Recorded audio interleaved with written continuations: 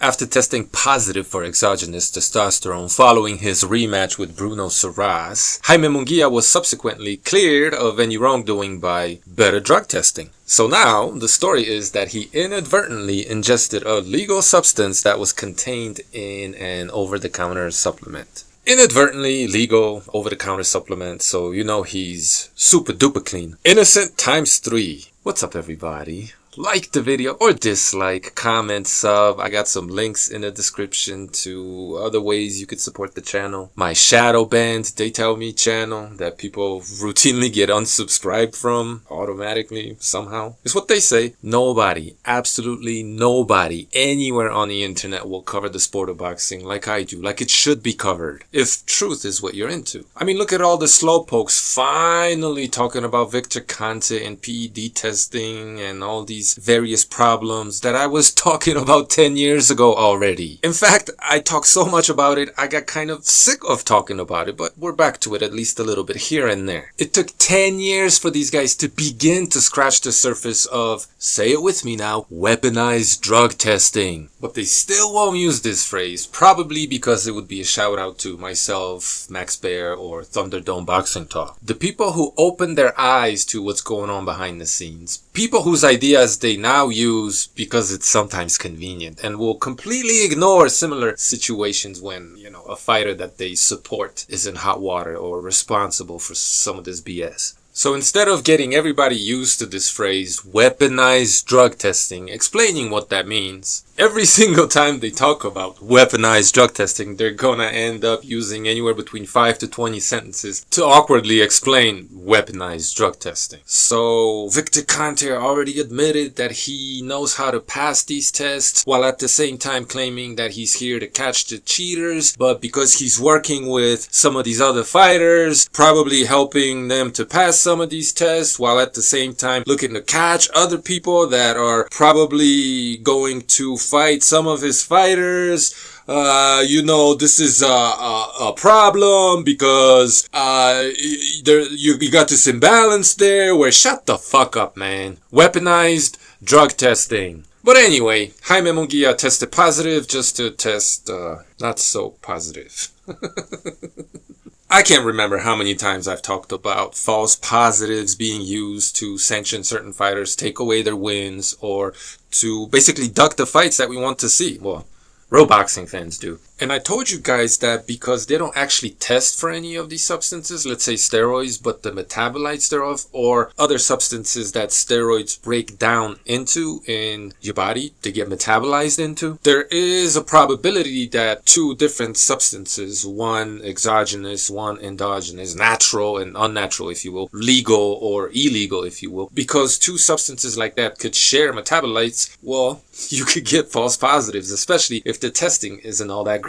So if you're a guy without a powerful promoter or enough money to contest some of these findings, you might just take it on the chin and move on. When in reality, you did nothing wrong, or maybe more precisely, they don't got anything on you. And I have posited in the past that these testers, or someone like Victor Conte, because they may see on your test a lot of different red flags that aren't today considered a failed PED test, because if they were to actually use some of these standards, like a biological passport, their own fighters would fail a whole bunch of tests themselves. But because they see some of these red flags, they may tailor a test specifically to you where they may be able to find something in you, right? Maybe just test you more or specific times or whatever. Or they just outright manufacture a false positive that just slips through the cracks for some of the aforementioned reasons. So they look at your biological passport or something close to that, like a whole bunch of different tests you have taken with VADA over the years. And they notice some irregularities insofar as your testosterone ratios, levels, things of that nature. And looking at that, they could be fairly confident that you're on something. But they can't use that in and of itself because that would give up the game and implicate their own fighters. They might target you specifically or more than the other guy to catch you slipping, or they just outright manufacture a positive test, a false positive test. For example, it's just one of many ways how testing could be weaponized. And or maybe they use the opportunity of that initial positive test, however wrong it may be in the end, to blow this positive test result up in the media and paint you as the bad guy, right? A reputation that will never really go away, at least in the eyes of some fans. While at the same time completely covering up positive results of some of their own fighters, or making sure they don't get caught, and or hushing it down in the media, covering it up as much as possible, and just making excuses for the people from the very beginning to the end.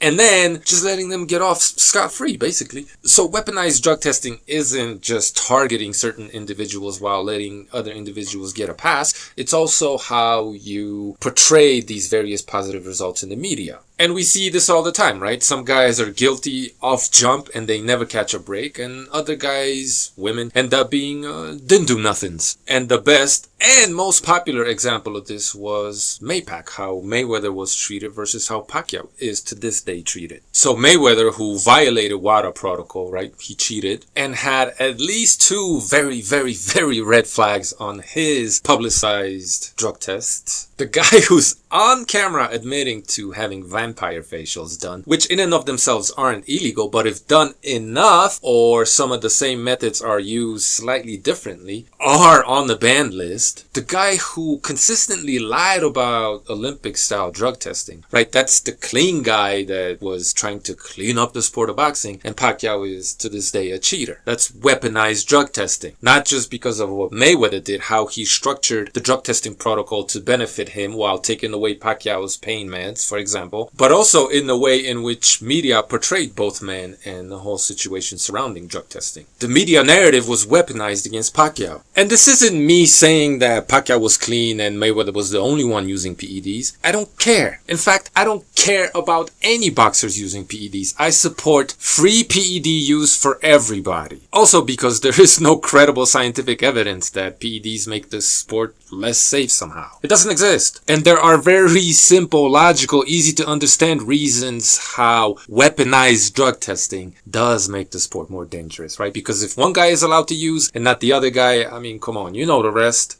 So was Munguia guilty or innocent? Frankly, I don't care. But if we are to believe that everything they've told us about that case is true, then clearly he's innocent. Because apparently, initially they used a test that wasn't good enough to determine the exact source of these adverse analytical findings. And subsequently, a much better test determined that it was actually from a legal substance and not exogenous testosterone. So whether it was a testing error or an interpretation error or some overeager employee was hoping to get a raise by popping this guy, whatever the case was, the guy is innocent. Do I think Munguia is on the juice? Yeah, in my opinion he is. But so what? They got nothing on him. And if they want to use a biological passport to try to prove that he is, well, have at it. Implement it all across the board and say bye-bye to boxing. My personal opinion, I think it's highly likely they saw some red flags on Munguia's test and wanted to get him on something, but just couldn't do it. Munguia, in my opinion, had enough money, enough power behind him to be able to hire all the experts to help him beat this case. So kudos. But let's now talk about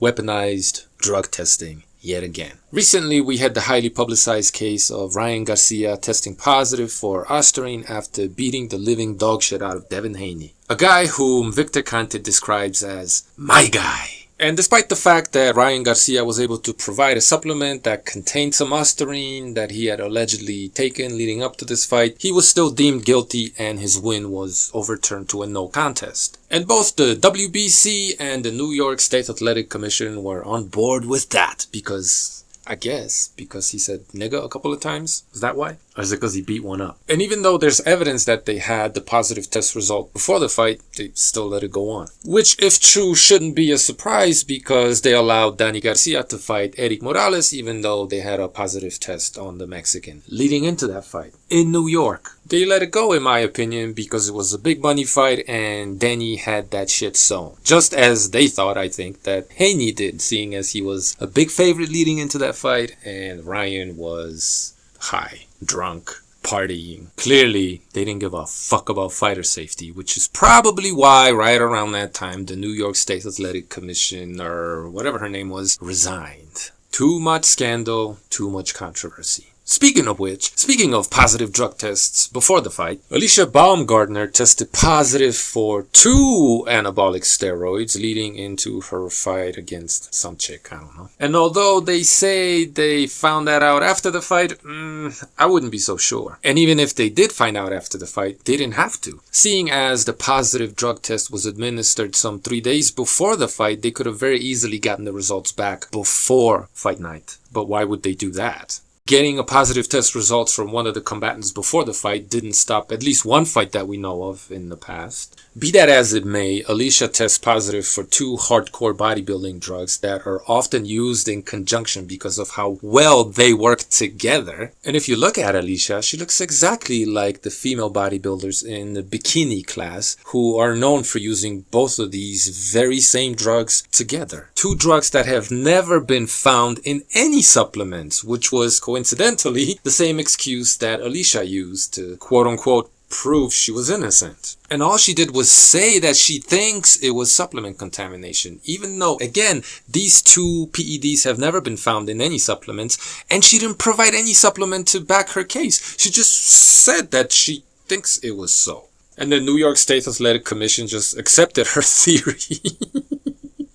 Her win was never overturned, and she's back in the ring looking exactly the same. So if you look at how New York State Athletic Commission treated Ryan Garcia, who did provide some evidence that maybe his doping was inadvertent, unintentional, and the class of drug that he used is nowhere near as potent as what Alycia had used. Mind you, she had used 2 different drugs that are never found in any supplements versus Ostarine, who is commonly, and this is known, found in many different supplements over the counter. When you look at how differently both fighters were treated, one's win was overturned and not Alycia's. Ryan Garcia has that blemish on his record, which screams guilty, and Alycia doesn't, which means innocent, or at least not as guilty. How could you consider this anything else other than weaponized drug testing? And when it comes to someone like Jaime Munguia, if we have tests that are better able to tell you whether, at least in that particular case, a boxer is guilty or not, why not use the better test? Why drag his name through the mud and paint him as guilty, a cheater, an image that will forever remain in a lot of boxing fans' minds? If I were he, and I were innocent, I would sue the shit out of UCAT. But then again,